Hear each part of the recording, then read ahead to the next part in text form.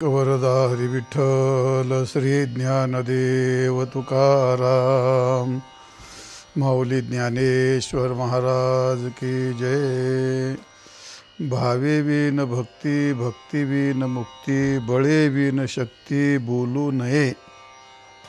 कैसे दैवत प्रसन्न त्वरित, उगार आहे निवांत शिवाया।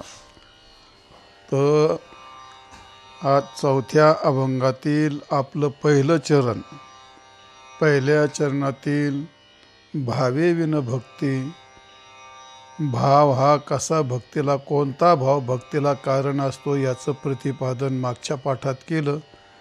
आजच्या पाठामध्ये आपल्याला भावेविन भक्ती, भक्तीविन मुक्ती, तर भक्ती वाचून मुक्ती प्राप्त होत नाही, भक्तीने मुक्ती प्राप्त होते असं ज्ञानेश्वर महाराजांनी म्हणलेलं नाही, भक्ती वाचून होत नाही। नाहीतर शंका उपस्थित होईल, ज्ञानाने तर मोक्ष प्राप्त सर्व वेदामध्ये वेदामध्ये प्रतिपादन, गीतेत प्रतिपादन केलं, संत वाङ्मयात प्रतिपादन केलं, ज्ञानीच मोक्ष। माऊली म्हणतात ज्ञानी वाचून काही आपलं काय, ज्ञाने विन एके उपाय करशी जितुके, आणि हिरगुंपेशी अधिके रुखी। नामदेव महाराज म्हणतात की ज्ञानीविन मोक्ष नाही हा सिद्धांत, वेद बोले हात उभा, अनेक प्रमाण येते। एखाद्या प्रसंगी आपण त्याचा विचार करणार आहोत। पण यदाचार वादाकाशम असा पण आले उपनिषदामध्ये, अनेक श्रुती आहेत। तात्पर्य ज्ञानानेच मोक्ष होतो, मग भक्तीविना हात नाही। ही गोष्ट ज्ञानेश्वर महाराजांनी काय सांगितली, कशी सांगितली, तर ज्ञानेश्वर महाराजांनी भक्तीनेच मोक्ष होतो हे सांगितलं नाही, भक्ती वाचून होत नाही। आणि म्हणून प्रथम भक्ती, तसं जसं भाव, कोणता भाव हा भक्तीला कारण आहे, तशी कोणती मुक्ती ही भक्तीला कारण आहे। भक्ती काही एक नाही, भक्तीचे अनेक अनंत प्रकार आहेत। भक्तीचे मुख्य 9 प्रकार तर मानलेत, पण भक्तीचे ग्रंथामध्ये, इतर ग्रंथामध्ये अनेक प्रकार, भक्तिरसामृतामध्ये, भागवतामध्ये अनेक प्रकार आहेत भक्तीचे। तर अनेक प्रकार जरी भक्तीचे असले तरी ती भक्ती कोणतीही ज्ञानाला कारण ठरते, कोणती भक्ती ही मुक्तीला कारण ठरते, कोणती भक्ती ही ज्ञानाला कारण ठरते। म्हणजे त्या भक्तीने प्रथम ज्ञानाची पात्रता होते, त्या ज्ञान होतं आणि ज्ञानाने मोक्ष होतो, असा त्याला क्रम सांगितलेला आहे वेदांत शास्त्रामध्ये। तर प्रथम भक्ती म्हणजे काय, भक्तीने पहिली भक्ती ही, भक्तीने मुक्ती कशी प्राप्त होते ही गोष्ट सांगायची। मुद्दा काय सांगायचा, भक्ती म्हणजे काय, आणि पहिली भक्ती ही काय असते, आणि मग ती भक्ती कशी असावी, त्यामध्ये मग ती मुक्तीला कारण होते। 3 मुद्दे असे सांगायचे। तर भक्ती, पहिली गोष्ट आराधत्वेन ज्ञानम भक्ती, ज्या देवतेची भक्ती करायची, ज्या देवतेची आराधना करायची, त्या देवतेची, त्या भक्तीची त्याला यथाविधी परिपूर्ण माहीत असणं, हीच एक भक्ती आहे। ज्या देवतेचं ज्ञानच नाही, ज्या देवतेची आसक्तीच नाही, किंवा त्याला काय म्हणतात विषय राग, म्हणजे त्या देवता रागासक्ती, म्हणजे त्या देवतेबद्दलचं असणारं जे प्रेम, त्याला म्हणतात भक्ती। आणि भक्तीचे असे अनेक लक्षणं केले आहेत, पण आपण इथे जास्त विस्तार नाही करायचा। शंकराचार्याने असं म्हटलं या ठिकाणी, मोक्ष कारण सामग्र्याम भक्तिरेव गरीयसी, स्वस्वरूप अनुसंधानम भक्तिरित्य अभिधीयते, त्याला भक्ती असं म्हणतात।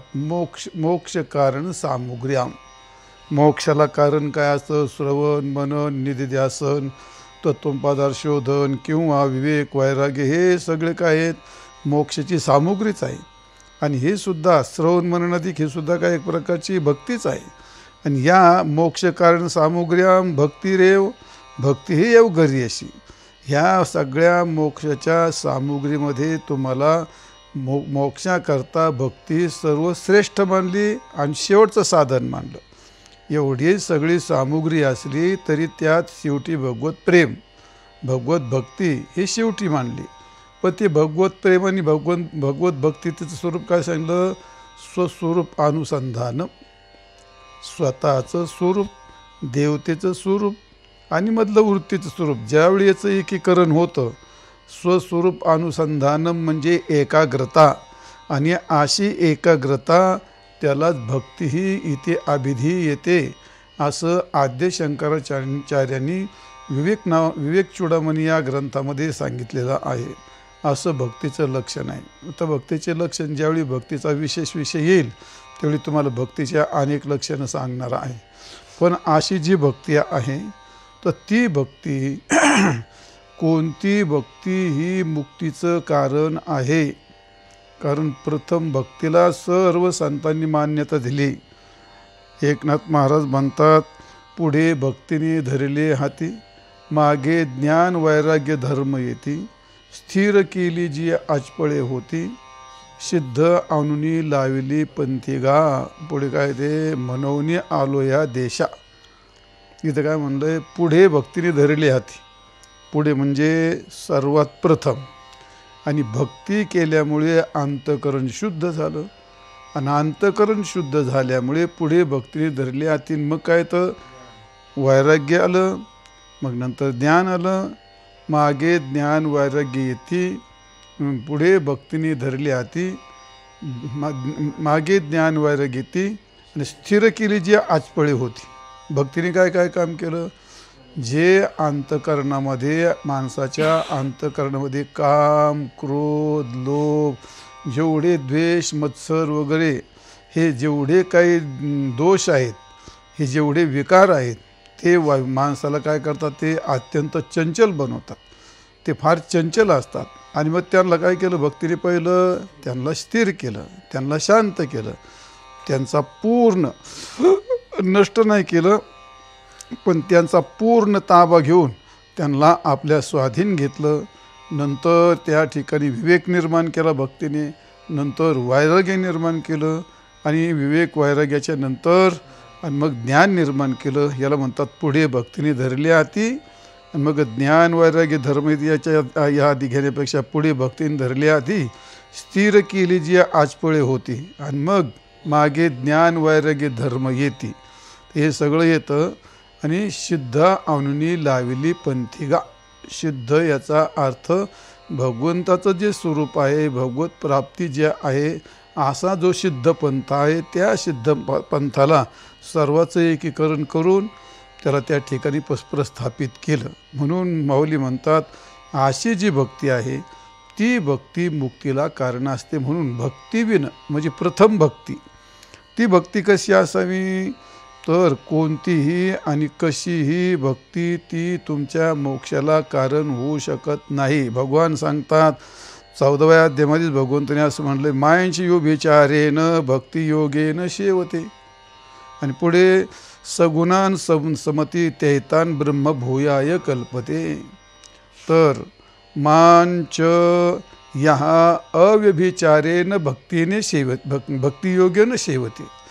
तर या ठिकाणी जो मला अव्यभिचारी भक्तीने माझी सेवा करतो, अव्यभिचारी अशा भक्तीने माझी सेवा करतो, तो सगुणान माझ्या सगुण रूपाला येतानी, माझ्या सगुण रूपाला समती येतानी, आणि ब्रह्मभूयाय तो मलाच प्राप्त होतो, आणि शेवटी ब्रह्मभावाला प्राप्त होतो. म्हणजे या काय म्हणतो, अव्यभिचारी जी भक्ती आहे अशा भक्तीने तो मुक्तीला प्राप्त होतो. म्हणजे अशी भक्ती ही त्या मुक्तीला कारण असते. तर त्या भक्तीमध्ये काही गुण सांगितलेले आहेत. जसं सकाळी तुम्हाला भाव सांगितला, तर त्या भावामध्ये एक निष्ठता, वैराग्याचं, निष्ठतेचं बळ, वैराग्याचं बळ, हे जसं बळ सांगितलं तसं ती भक्ती पण बलवान असते.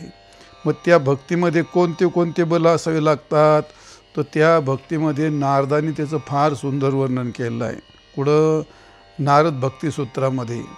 तर जसे तुम्हाला भावात सकाळी 5 बळ सांगितले, तसे भक्तीमध्ये सुद्धा या ठिकाणी 6 बल सांगायचे आहेत. तर ती नारदांनी त्या नारद सूत्रामध्ये त्याचं वर्णन केलं आहे. गुणरहितम कामनारहितम प्रतिक्षणवर्धमानम अविच्छिन्नम सूक्ष्मतरम आणि अनुभव रूपम अनुभव स्वरूपम. असे भक्तीचे किती सांगितले? औच्छेदक 6. तर भक्ती कशी असली पाहिजे? त्या भक्तीमध्ये गुणरहितत्वम, गुणरहित असं त्या भक्तीत बळ पाहिजे. कामनारहितत्वम, कामनारहित असं त्या भक्तीत बळ पाहिजे. प्रतिक्षण वर्धमानम, भक्ती खंडित होऊन चालत नाही, तर प्रतिक्षणाला ती काय म्हणतो वृद्धिंगत झाली पाहिजे, असं त्या भक्तीत बळ पाहिजे. आणि अविच्छिन्न, अविच्छिन्न म्हणजे अखंडता, त्यात कुठे असे विच्छिन्न तुटता कामं नाही, ते अविच्छिन्न.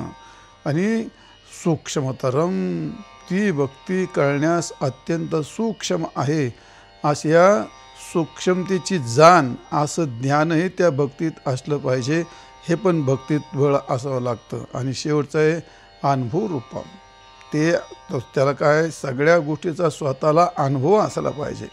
हे भक्तीमध्ये काय झालं, ते भक्तीमध्ये काय असावे लागतात हे जसं माऊली म्हणतात ना, म्हणजे भावे विन भक्ती, तर भावाने भक्ती नसते, भावातल्या बळाने ती भक्ती सिद्ध होते. तसं भक्ती विन मुक्ती, तर भक्तीने मुक्ती सिद्ध होत नाही, तर मुक्तीतल्या बळाने ती गोष्ट भक्तीच्या बळाने मुक्ती सिद्ध होत असते. तर असं ते भक्तीचं बल आहे. तर त्या आपलं भक्तीचं बल कसं आहे ते आपण क्रमाक्रमाने थोडं चिंतन करणं होतं. गुणरहितम म्हणजे काय, गुणरहित भक्तीमध्ये जर कोणता गुण आला तर तो गुण माणसाला विक्षिप्त करतो. कारण गुणाचं काम, गुण काय त्रिगुणात्मक गुण आहे, आणि त्रिगुणात्मक गुण तो त्याचा रंग दाखवल्याशिवाय का राहणार नाही. आणि म्हणून काही जरी झालं तर गुणाचा भक्तीत प्रवेश झाला रे झाला, तर ती भक्ती राहत नाही. तमोगुण भक्तीत आला तर तो काहीतरी विचित्र विक्षिप्त करेल. रजगुण भक्तीत आला तर तो भक्तीतून काहीतरी व्यापार करायला. आणि सत्वगुण भक्तीत जर आला तर तो त्या भक्तीतून प्रतिष्ठा कमवायला पाहिजे. म्हणजे भक्तीत जर गुणाचा प्रवेश झाला तर ती भक्ती शुद्ध भक्ती राहत नाही, त्या भक्तीत बळ राहत नाही. आणि म्हणून नारद महर्षी म्हणतात भक्ती असावी, ते भक्तीतलं प्रेम मुख्य आहे. पण ते भक्ती प्रेम कसं असावं, गुणरहितम. आणि असे जर गुण त्यात प्रवेश केला तर त्या भक्तीतलं बळ सिद्ध होत नाही. असं भक्तीतलं पहिलं बळ सांगितलं.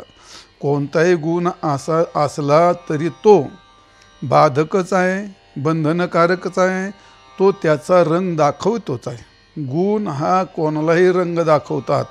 आणि म्हणून असा जो गुण, सत्वगुण असेल, रजगुण असेल, तमोगुण असेल, किंवा आपल्या परमार्थाला पोषक असला गुण तरी, उदाहरण एखादा उत्तम प्रकारचा जर खूप गायला लागला तर त्याचं भक्तीचं लक्ष उडतं आणि त्या स्वरात तालावर लक्ष जाऊन बसतं. एखादा खूप उत्तम सुंदर वाजवणारा असला तर तो त्याचं तर नुकसान करत असतो, पण त्यांचं पण कीर्तनातलं सर्वांना चित्त हिरावून घेतो आणि तिकडं त्या वाजवण्याकडे खेचल्या जातं.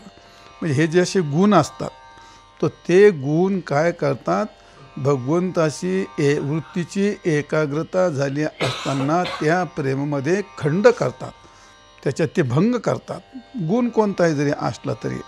आणि म्हणून एक लक्षात ठेवलं पाहिजे, गुण हा माणसाच्या परमार्थाला आडवा येतो, गुण हा माणसाच्या परमार्थाला प्रतिबंधक ठरतो. म्हणजे माणसं खूप निर्गुण असतात ना, ज्यांना वाजवत येत नाही, त्यांना गाता येत नाही, त्यांना कोणी विचारित नाही, त्याचा परमार्थ निकोप असतो, त्याला काय धोका व्हायचं काय काम आहे, काय नाही. पण एखादा उत्तम जर चांगला गाणारा असला, त्याला हा बोलवतो तो बोलवतो, त्याला काय खाली बसू देत नाहीत, पण इकडे जाय तिकडे जाय, तिथंही त्याची काहीतरी गलती होते आणि कायमचा तिची गच्छंती पण होऊन जाते. असा गुण घातक असतो तो.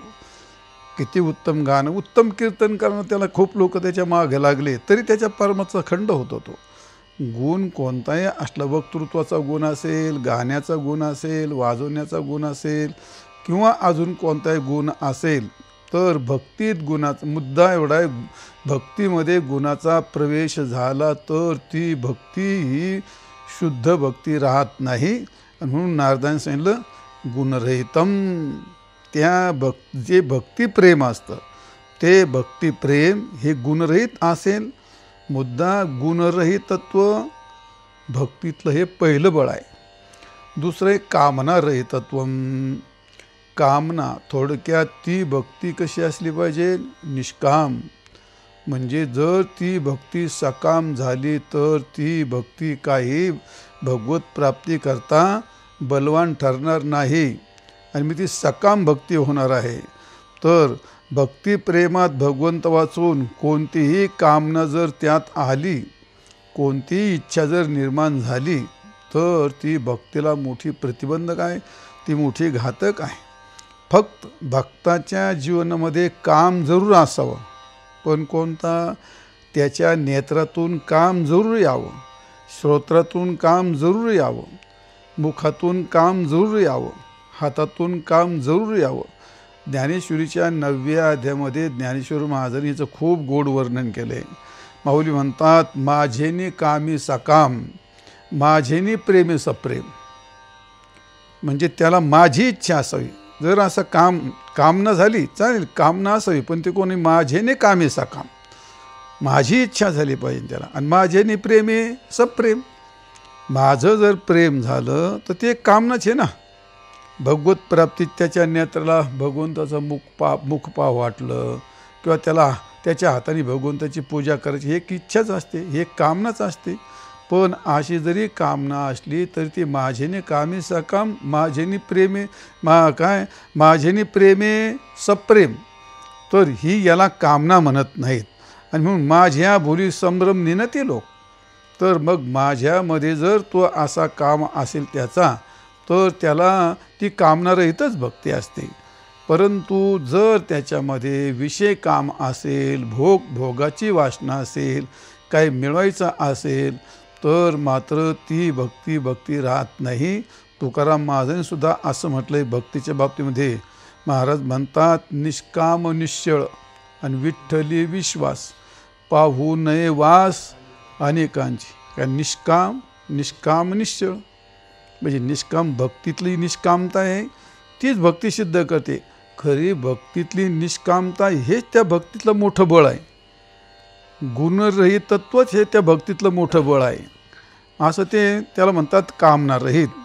आणि जर कामना असेल तर भागवतामध्ये प्रल्हादाचं चरित्र आलं. त्या काळात भागवत म्हणतो, त्याच्या मित्राला उपदेश करत असताना त्याला वणिक भक्ती म्हणतात. तो व्यापार झाला, त्याला काय म्हणतात? व्यापार झाला. तुकाराम महाराज म्हणतात, तो का म्हणे जीव भाव देवा पायी.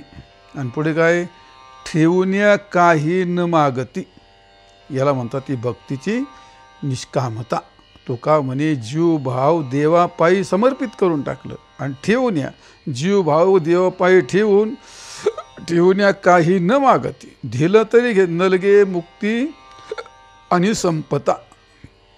यातले कशाची अपेक्षा नसते. मोठा विषय तो भागवत आहे, भागवतामध्ये सुद्धा मोठा विषय आला आहे. आणि याच्यात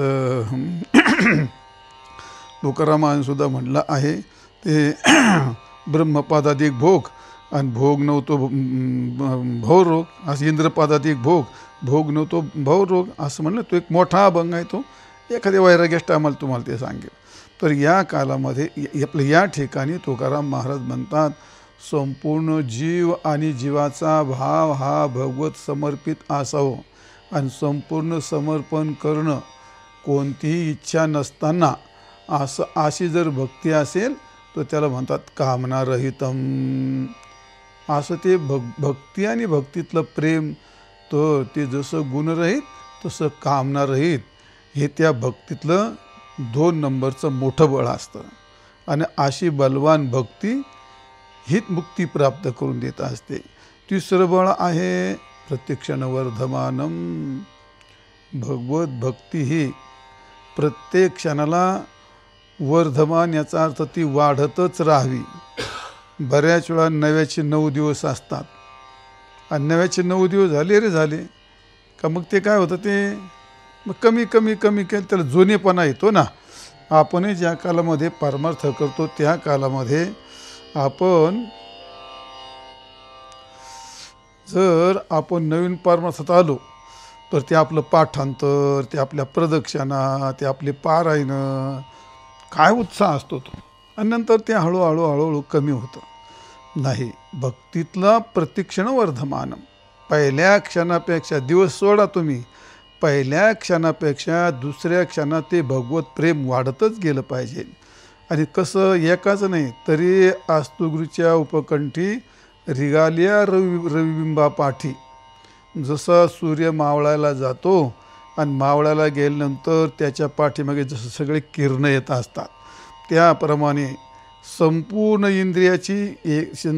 इंद्रियाची वृत्ती अशी भगवंताकडे लागणं आणि ती क्रमाक्रमाने वाढत जाणं. त्याला काय म्हणतात, त्या ठिकाणी तुकाराम अंगी प्रेमाचे भरते आणि नेघे उतार चढते. उतरत बितरत नाही, ते चढतच पुढते.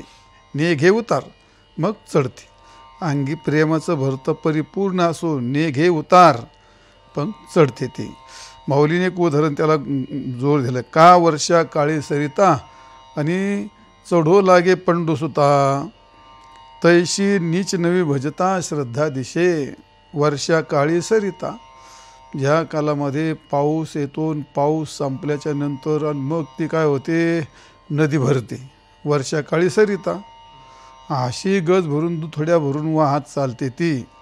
आणि वाहत चालल्याच्या नंतर पाऊस उघडल्यानंतर काय, वर्षा काळी सरिता जशी चढो लागे. पाऊस जसा जसा पडेल तसं तसं पूर काय होतो, तसं भगवत प्रतिक्षण वर्धमान. पाऊस पडत असताना जशी नदी ही प्रतिक्षणाला तो पूर वाढतच जातो, त्याप्रमाणे तैशी नित्यनवी भजता श्रद्धा. आपली श्रद्धा ही प्रतिक्षणाला अशी त्या म्हणतात वृद्धिंगत झाली पाहिजे. अशी वृद्धिंगत जर झाली तर त्याला म्हणतात प्रतिक्षण वर्धमान. ती कमी होता कामा नाही. परी ठाकलिया सागरू जैसा जळे निर्भरू. जशी गंगा ही या समुद्राला जाऊन मिळते त्याप्रमाणे गंगा समुद्रामध्ये गंगेचं तोंड गेलं मग संपलं का तिचं. ते अखंड जोपर्यंत पाणी उगमापासून तर समुद्रापर्यंत अखंड म्हणजे परी ठाकलिया सागरू जैसा मागिली यावा आणि वारू. गंगेचा पडी भरू त्याप्रमाणे जसं ते सागरात जरी गेली तर जो मागून प्रवाह येतो जसा खंडित होत नाही, तो अखंड चालत राहतो, तो त्याला प्रतिक्षण वर्धमान. म्हणजे जसा पाऊस पडेल तसं ती ह्या ठिकाणी होती. तसं माऊलीने सांगितलं, तैसे सर्वेंद्रिया सहित मज माझी सुनी चित्त. आणि तैसा रात्रंदिवस न म्हणतं माझी उपासना करतो तो. तर याला म्हणतात प्रतिक्षण वर्धमानम. तुकारामाजी म्हणलं या ठिकाणी नाठवूनी देह पायाचे चिंतन आणि क्षणयक काय अवसान तो क्षणयक नाही मध्ये. मग ह्याला काय म्हणतात, ते दुसरं काहीच न आठवता त्या भगवत प्रेमाला प्रतिक्षण वर्धमानम. संतांच्या मीराबाईचं भजन पाहिलं तुम्ही तर ते प्रतिक्षण वर्धमान होतं. तुकारामांचं भजन प्रतिक्षण ते भगवंताचं प्रेम, शास्त्रावरचं गुरुवरचं भगवंतावरचं जे प्रेम आहे ते प्रेम शिळं होऊ नये, त्याला शिळं होऊ नये, ते कमी होऊ नये किंवा ते दूषित होऊ नये. तर त्या प्रेमाकरता प्रतिक्षण वर्धमान होणं हे मोठं भाग्याचं लक्षण आहे. असो, फार त्याचं वर्णन करण्यात काय फारसा हे नाही. तर मुद्दा सांगायचा आहे, जसं या ठिकाणी गुणरहितत्व, कामनारहितत्व आणि तिसरं सांगितलं प्रतिक्षण वर्धमानत्व. हे त्या भक्तीला काय देतं, बळ देतं. म्हणजेच याचा अर्थ भक्ती हे प्रेमाचंच लक्षण आहे. भक्ती प्रेम असं असावं, गुणरहित, कामनारहित आणि प्रतिक्षणाला वर्धमान वाढतच जाणं, असं ते भक्तीचं प्रेम असलं पाहिजे. आणि चौथं सांगितलं अविच्छिन्नम. म्हणजे बऱ्याच वेळा अविच्छिन्नाचा अर्थ काय असतं, ते अखंडता. भक्तीतली ती अखंडता असते. पहिलं सांगितलं त्या क्षणात वर्धमान, पण जी भक्ती असते ती अखंड असली पाहिजे. अखंडाचा अर्थ काही वेळाला बऱ्याच वेळा आपण पाहतो, जशी त्याला व्यभिचारी भक्ती म्हणतो आपण. व्यभिचारी भक्ती खंडित भक्ती होते, ह्या देवतेची त्या देवतेची त्या देवतेची, ती भक्ती त्याला व्यभिचारी भक्ती म्हणतात. आत्ता गीतेतला श्लोक तुम्हाला सांगितला, मायांचे यो विचारेन भक्ती योगेन शेवते.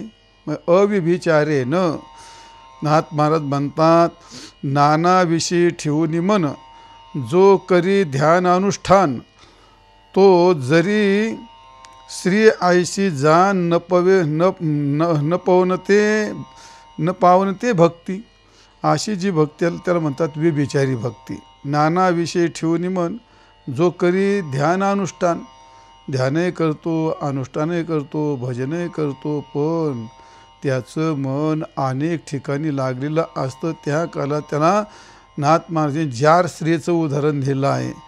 ती जार स्त्री आईशी जाण, ती जशी एक ने अनेक पतीवरती आपलं मन ठेवते, नव्हे पावनते भक्ती, ती भक्ती काय त्याला पावन होत नाही. म्हणजे याचा अर्थ अविभेचारिता, अविच्छिन्नता. याचा अर्थ काय? ती अव्यभिचारिता, कोणत्याही प्रकारचा त्यात व्यभिचार असू नये, अनेक देवतेची भक्ती असू नये, अशी अविच्छिन्न. नाही तर ह्या देवतेचं एक त्या याचा 1 तास, त्याचा 1 तास, याचा 1 दिवस, त्याचा 1 दिवस, प्रत्येक देवतेचे नंबर लावायचे आणि त्या त्या पद्धतीने भक्ती करते. मग ती काय झाली? विच्छिन्न झाली. ती विच्छिन्न झाली, सगळी ती परिच्छिन्न झाली ती. तर अविच्छिन्न अशी अखंड भक्ती असावी. सकाळी सांगितलं तर अखंडतेचा भाग तो असा. नंतर काय झालं? सूक्ष्मतरम. तर सूक्ष्मतरम याचा अर्थ भक्ती कळणं इतकं सोपं नाही. भक्ती ते कठीण सुरावळील पोळी. हे जसं कठी, आता तुम्हाला ते भक्तीचं मागं ते सांगत होतो मी. काय? अविच्छिन्नम. संतांचे उदाहरणं काय आहेत? नेघे नेघे नेघे माझी वाचा विसावा, आणि तुका म्हणे हवा हवा हवा साधावा. ह्याच्यातलं काय झालं? ते अविच्छिन्न म्हणजे अखंडता. अखंडता येणे सोशे मन झाले हाव बरी. परत तिकडं गेलं भक्तीतलं, परत घरी घेत नाही ना. मग ते काय? ती अखंडता आहे ती, तशी अखंडता. तर या ठिकाणी असे तुम्हाला किती नकळे दिवस की रात्री अखंड लागली शे ज्योती वगैरे अशी संतांनी शिकवलेली भक्ती, त्यात ती काय असावी लागते? अखंडता. आणि त्या अखंडतेबरोबरच म्हणजे हा अखंडितता सुद्धा काय असावं लागतो? काय असावं लागतं? ते एक बळ असतं. हे काय झालं? हे 4थं बळ. त्या भक्तीमध्ये 4थं बळ सांगितलं. आणि 5वं बळ आहे ते सूक्ष्मता. मग भक्ती सहजासहजी कोणाला कळते का? जी गोष्ट शब्दात येत नाही, जी गोष्ट नेत्रात येत नाही. नेत्र रूप असेल तर त्या नेत्राच्या वृत्तीत रूप हे ते रूपाचं त्याला ज्ञान होतं. एखादा शब्द त्या वस्तूचं ज्ञान करून देण्यास समर्थ असेल तर श्रोत्रेंद्रियाने त्याचं ज्ञान होतं. किंवा एखादी साकार वस्तू असेल तर त्याचा असा हात करून किंवा चौकोनी करून तुम्हाला ते सांगता येतं. पण जी वस्तू तुम्हाला आकाराने दाखवता येत नाही, जी वस्तू तुम्हाला शब्दाने व्यक्त करता येत नाही, जी वस्तू तुम्हाला रूपाने नेत्राने तुम्हाला जाणल्या जात नाही, मग ती सूक्ष्म असेल का नाही? आणि भक्ती म्हणजे काय असते? प्रेम. भक्ती आणि प्रेम काही एकच गोष्ट असते ना. मग भक्ती आणि प्रेम हे वेगळं नाही. तर ते प्रेम ज्याप्रमाणे इंद्रियाच्या कक्षेत येत नाही, इंद्रियाच्या कक्षेत वाणीच्या कक्षेत येत नाही म्हणून ते बोलता येत नाही, नेत्राच्या कक्षेत येत नाही आणि म्हणून त्याचं नेत्राने ज्ञान होत नाही, शब्दाच्या कक्षेत येत नाही म्हणून त्याचं कानाने ज्ञान होत नाही. मग तुकाराम महाराज म्हणतात, प्रेम नाही सांगता बोलता दाविता. प्रेम नाही सांगा त्याचा तर शब्दात काय येत नाही ते, आणि पुढे बोलता तर या ठिकाणी सांगता येत नाही आणि ते बोलता येत नाही. तसं दाविता, त्याला जर असा आकार असता तर ते दाखवता आलं असतं ते. मग काय ते फक्त एकच, अनुभव चित्ता चित्त जाणे. याला ही इतकी सूक्ष्मता म्हणतात. एका माणसाने दुसऱ्या माणसाला साखरेची गोडी सांगायची जर ठरली तर ती शब्दात येत नसते. माऊलीने 12वा अध्यायसुद्धा असं म्हणलं, एरवी काय प्रेमा अनुवादू असे. प्रेम काय शब्दात थोडंच येतं असतं ते, म्हणजे म्हणतात सूक्ष्म. हे सूक्ष्म नाही तर सूक्ष्मतर आहे, आणि सूक्ष्मतर नाही तर सूक्ष्मतम आहे. ते भगवत प्रेम इतकं सूक्ष्म आहे.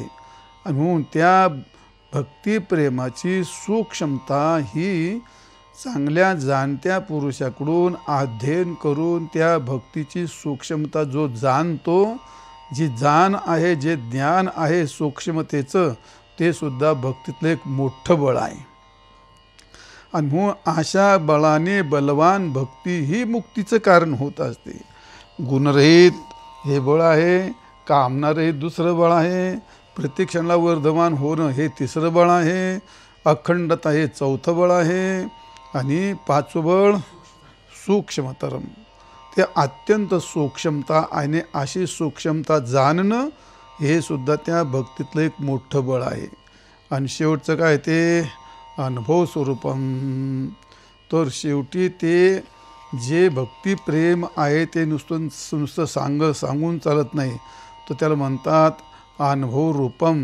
म्हणजे थोडक्यात ती गोष्ट शब्दातच आता सांगता येत नाही. नारदाने त्याचं गोड वर्णन केलं. काय वर्णन केलं आहे? अनिर्वचनीयम प्रेमस्वरूपम मुकास्वादनवत. तसा एखादा मुका असतो, मुक्याने जर खडी साखर खाल्ली तर त्याला गोडी काही सांगता येत नाही. त्याला गोड लागते एवढी गोष्ट खरी असते, पण गोडी कोण ज्याला सांगता येईल तो पण नाही सांगू शकत ना. मग ते काय अनिर्वचनीयम, याचा अर्थ निर्वचन, त्या अनुभव स्वरूप आहे ना ते. मग जशी साखरेची गोडी अनुभव स्वरूप आहे, तशी भगवत रूपाच्या दर्शनाने तो जो आनंद आहे, भगवत चरणाच्या दर्शनाचा जो आनंद आहे, किंवा त्याच्या भक्तीचा जो आनंद आहे, त्याच्या प्रेमाचा जो आनंद आहे, तो आनंद अनुभव स्वरूप आहे. म्हणून त्याला म्हणतात अनिर्वचनीयम प्रेमस्वरूपम मुकास्वादनवत. असं जे आहे त्याला म्हणतात अनुभव रूपम. म्हणजे या सगळ्या गोष्टीच्या नुसत्या सांगायच्या गोष्टी नाहीत, त्याचा अनुभव पण घेतला पाहिजे. म्हणून माऊली म्हणतात अशा भक्तीने मुक्ती, अशी भक्ती ही मुक्तीला कारण होते, किंवा अशी भक्ती नव्हे, हे भक्तीतलं बळ, ती अशी भक्ती तीच मुक्तीचं कारण होऊ शकते. किंवा त्या मुक्तीचं नियत कारण कोण असेल, तर अशी बलवान भक्ती, शुद्ध भक्ती, कामनारहित, म्हणजे गुणरहित, कामनारहित, प्रतिक्षण वर्धमान, अविच्छिन्न, सूक्ष्मतर, अनुभव स्वरूपम, अशी जी माझी अव्यभिचारी भक्ती आहे, त्या भक्तीने जर सेवन केलं तर ब्रह्मभूयाय कल्पते, तो मुक्तीला प्राप्त होतो. असं या ठिकाणी भाविवेन भक्ती आणि भक्तिवेन मुक्ती अर्थ भरपूर झाला त्यावरती. आणि पुढे काय बळवेन शक्ती.